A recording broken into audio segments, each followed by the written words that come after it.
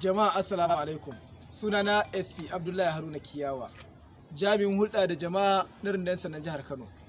Biyo bayan umarnin babban sufeto general na 'yan sanda na ƙasa, IGP Alkali Baba Usman, PSC Daga NPM FDC da kuma ƙudurin mai girma kwamishinan 'yan sandan jihar Kano CP Sama'ila Shaibu Dukku MSI, wato umarni da ƙuduri na tabbatar da tsaro da zaman lafiya a wannan jiha tamu ta Kano mai albarka, da aiki kafada da kafada tare da sauran jami'an tsaro da muke da su a wannan jiha mai albarka. Ubangiji Allah maɗaukakin sarki ya bamu nasara.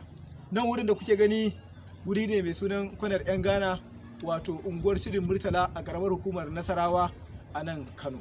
Idan za ku iya tunawa, shekarar ta gabata ranar 4 ga watan 12 na shekarar 2021 akwai rahotanni da muka samu, wato na batan wata yarinya mai suna Hanifa Abubakar, yar kimanin shekaru 7, wadda tunda ta bata kwamishinan 'yan sanda ta da dakarun 'yan sanda na Operation Pop Ada, wato kankace kwabo, a karkashin jagorancin DSP Shehu Dahiru, tare da basu umarnin lalle a tabbatar da wato an nemo wannan yarinya, wanda alhamdulillah jami'ai na tsaro na Kano gaba ɗaya suna aiki ne tsintsiya madauri ɗaya, wanda Allah ya taimake mu, wato a wannan rana yau din nan 20 ga watan 1 na wannan shekara ta 2022 aka samu nasarar kamo waɗanda wato su suka ɗauki yarinyar, wanda bayan sun ɗauke ta sun nemi a bada kudin fansa kwana 14 da suka ga cewa za a gane su ne.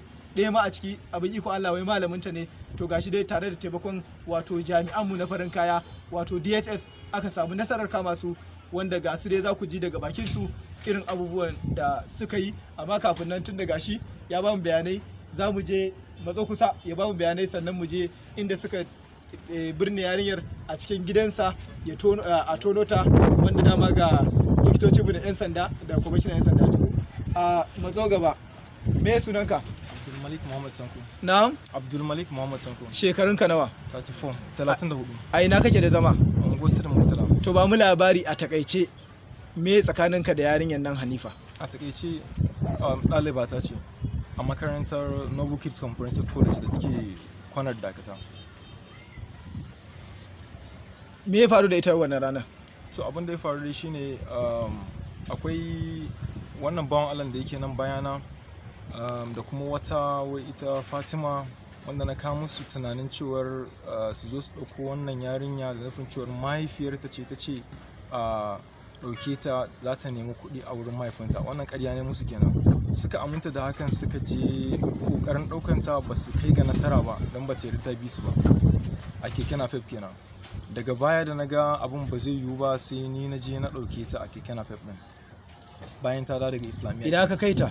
Na kawo ta gidana ne, ta zauna a gidana tare da iyalina tsawon kusan sati 2. To me ya faru da ita daga nan? To a ƙarshe dai akwai lokacin da malaman makarantar mu suka zo gidan, sai nake tsammanin cewa an turo su ne su bincika shin ko a gidan na wata take, saboda an ce yarinya ta ambaci sunan uncle ɗinsu a wannan lokacin. So hakan ne yasa na rasa mafita, a ƙarshe na bata maganin bera. To daga nan me kai mata?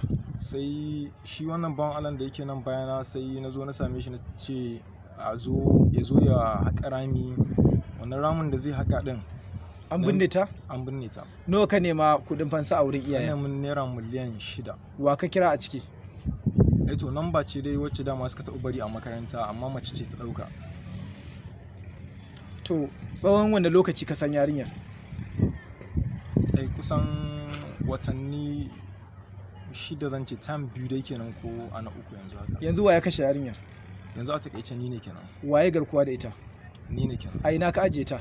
A gidana na ajiye. A wanne wuri ne gidan? A tare da iyalina a nan cikin Tudun Murtala. Ina gidan yake?